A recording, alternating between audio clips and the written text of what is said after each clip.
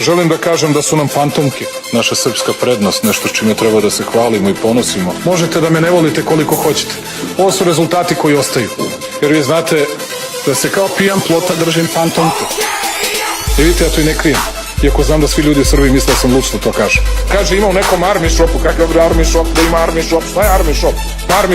Army shop. Kompletan idiot. Volao bih da jedan počujem Vučiću pedera. Ne mogu to sebi da oprostim. Smešno vam je. Mnogima, smešno vam je. To su stvari koje ne smiju da se dogode. I zato će nadležni organi to da istraže. Zašto? Pa zato. I tako će da bude, jer ja ovo radim zbog ponosa, zbog slave, zbog onoga što ostaje iza nas. Što reče Meša Selimović, lagao Vučić, lagala vlast. Sve je laž. Ajde da probamo da slušimo Vučićevu vlast. Vučić, kompletan idiot. Dači, kompletan idiot. Dačić, kompletan idiot. Pajtić, kompletan idiot. Šešelj, kompletan idiot. Da se pravite kao da ne znate svi. A što ih nemate nigde? Hoćete ja da vam kažem što ih nemate nigde? Pa zato što znaju sve da je ovo istina što sam vam rekao.